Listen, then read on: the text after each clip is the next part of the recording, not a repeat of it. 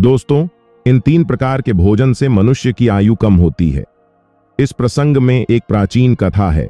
इस कथा के माध्यम से हम आपको बताते हैं कि मनुष्य को किस प्रकार का भोजन करना चाहिए, भोजन करने का सही तरीका और सही दिशा कौन सी है, भोजन कब करना चाहिए तथा भोजन शुरू करने से पहले क्या बोलना चाहिए। दोस्तों, एक बार की बात है, देवर्षि नारद भगवान श्री कृष्ण से मिलने के लिए द्वारिका नगरी में पधार हैं। तब भगवान श्री कृष्ण देवर्षि नारद को देखकर उनका स्वागत करते हुए कहते हैं, आइए देवर्षि, द्वारिका में आपका स्वागत है। आज किस प्रयोजन से आप द्वारिका में पधारे हैं? अवश्य ही कोई महत्वपूर्ण समाचार लेकर आए होंगे। तब देवर्षि कहते हैं, हे प्रभु, आप सब कुछ जानते हुए भी पूछ रहे हैं। मैं आज आपके पास मेरी एक्स शंका का निवारण करने के लिए ही आया हूं। कृपया आप अपने इस भक्त की द्वी को दूर कीजिए। तब श्री कृष्ण मुस्कुराते हुए कहते हैं, हे देवर्षि, मैं अवश्य जानता हूं कि आप किस कारण से दुखी हैं और आपके मन की द्विधा को भी मैं अवश्य जानता हूं। इसीलिए आपके मन में जो भी शंका है अथवा प्रश्न है, आपने संकोच होकर पूछिए। मैं आपकी शंका का निवारण अवश्य करूंगा। देवर्षि नारद कहते हैं, हे प्रभु, मेरे मन में आज यह जानने की इच्छा है कि मनुष्य को किस प्रकार का भोजन करना चाहिए, किस प्रकार का भोजन मनुष्य की आयु बढ़ाने वाला होता है और किस प्रकार का भोजन आयु को कम करने वाला होता है। हे प्रभु, मनुष्य को भोजन किस दिशा में मुख करके करना चाहिए, भोजन करने से पूर्व कौन सा मंत्र बोलना चाहिए, कृपा करके आप मुझे इन सभी प्रश्नों के उत्तर दीजिए। तब श्री कृष्ण कहते हैं, हे देवर्षि, आज आपने समस्त मनुष्य जाति के कल्याण के लिए बहुत ही महत्वपूर्ण प्रश्न किया है। यह बात सत्य है कि मनुष्य जिस प्रकार का भोजन करता है, उसी के अनुसार उसका स्वभाव, भाग्य और उसका अगला जन्म निर्धारित होता है। हे देवर्षि, इस विषय में एक प्राचीन इतिहास है जो मैं आपको सुनाता हूं। त्रेता युग में यह कथा महर्षि अगस्त्य ने भगवान श्री राम को सुनाई थी, इसीलिए इस कथा का महत्व बहुत अधिक है। इस प्राचीन कथा के माध्यम से आपको आपके सभी प्रश्नों के उत्तर मिल जाएंगे। इसीलिए आप इस कथा को ध्यान से पूरा अवश्य सुनें और इसका प्रचार करें। जो भी इस कथा का श्रवण करता है, उसके समस्त पापों का नाश होता है और उसे सिद्ध वर्षों तक दान करने का पुण्य मिलता है। देवर्षि कहते हैं, हे प्रभु, मैं इस कथा को अवश्य सुनना चाहता हूं। इस कथा को मैं ध्यान पूर्वक सुनूंगा और इसका प्रचार पृथ्वी लोक पर करूंगा। श्री कृष्ण कहते हैं, प्राचीन काल की बात है। उस समय एक बहुत बड़ा जंगल था। उस जंगल का आकार 100 योजन था, लेकिन उस जंगल में कोई भी पशु और पक्षी नहीं रहते थे। केवल वृक्ष और पेड़ पौधे ही थे। कोई भी पशु उस जंगल की तरफ नहीं जाता था, लेकिन उस जंगल के मध्य भाग में एक 4 कोस लंबी झील थी और केवल उसी झील में हंस, बदक तथा अन्य पशु पक्षी रहा करते थे। एक बार अगस्त्य मुनि उस झील के पास से गुजर रहे थे तो उन्हें एक बहुत ही अजीब चीज दिखाई दी। उस झील के पास एक बहुत बड़ा आश्रम था जो बहुत पुराना हो गया था, लेकिन फिर भी अत्यंत सुंदर और पवित्र दिखाई पड़ रहा था। उस आश्रम में कोई भी साधु तथा तपस्वी नहीं रहता था। वह आश्रम पूरी तरह से खाली था।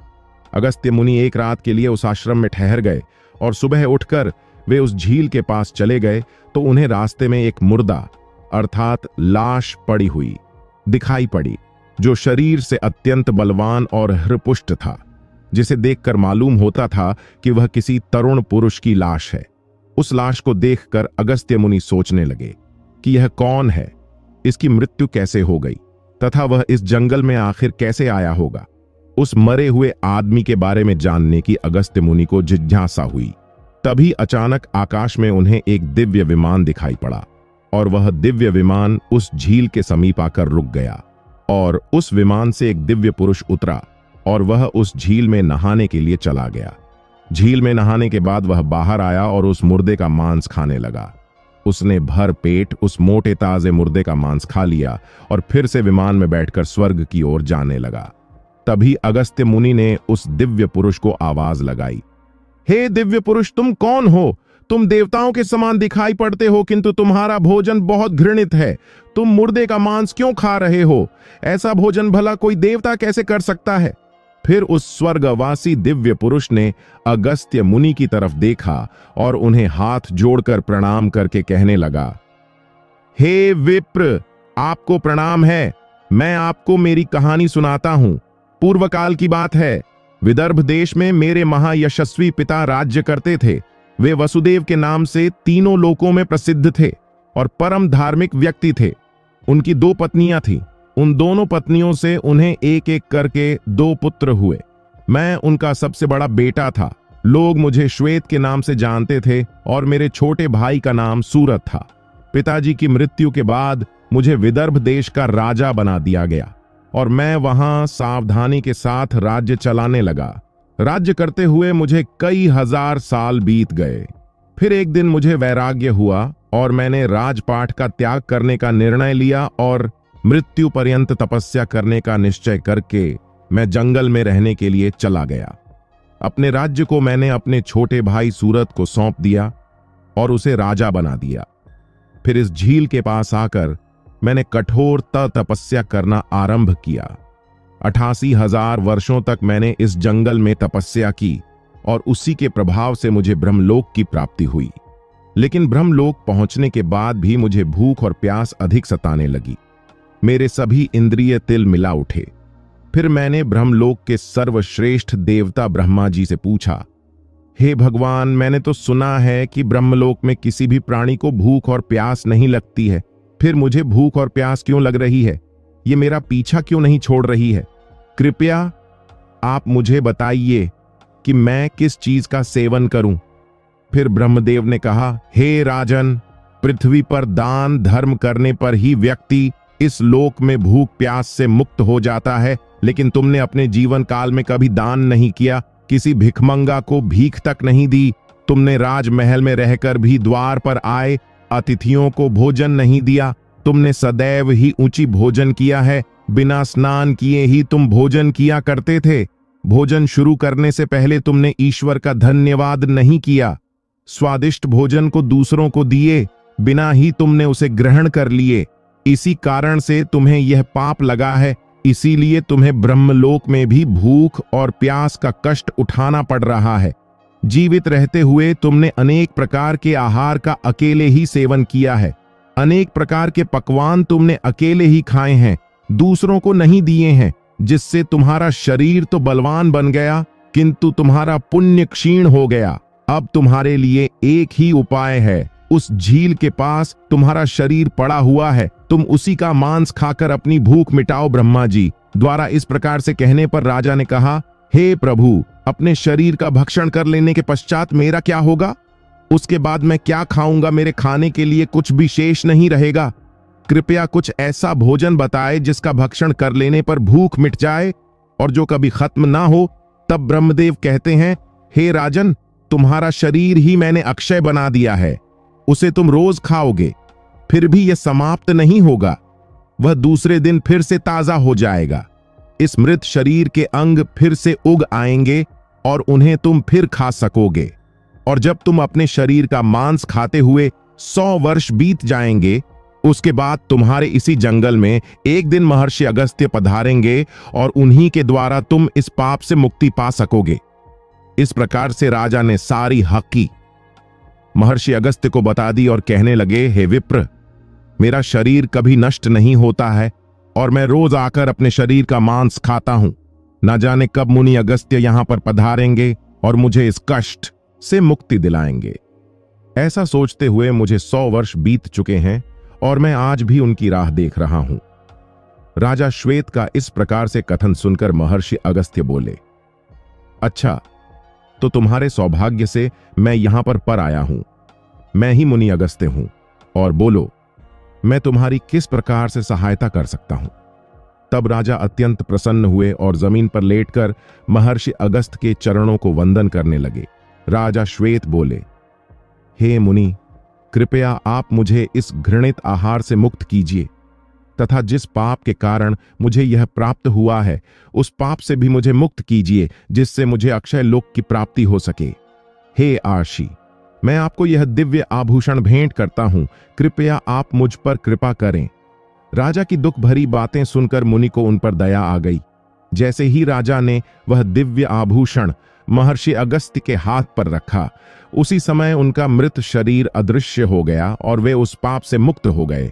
और फिर महर्षि अगस्त्य से आज्ञा लेकर वे उस दिव्य विमान में बैठकर ब्रह्मलोक को चले गए। इस प्रकार से उस राजा श्वेत को दान न करने के पाप से मुक्ति मिली। भगवान श्री कृष्ण कहते हैं, हे देवर्षि, इस प्रकार से ऊंची भोजन करने के कारण ही विदर्भ देश के महाराज को ब्रह्मलोक में रहने पर भी तृप्ति नहीं मिली और उन्हें पृथ्वी लोक पर आकर स्वयं का ही मांस खाना पड़ा। हे देवर्षि, अब मैं तुम्हें भोजन के नियम बताता हूं, आप इसे ध्यान से सुनिए। भोजन शुरू करने से पहले थोड़ा सा अन्न भूमि पर रखना चाहिए, ताकि देवता, पशु पक्षी, सर्प, दैत्य तथा प्रेत पिशाच जो अपने कर्म बंधन से बंधे हुए हैं, उन सभी को अन्न की प्राप्ति हो।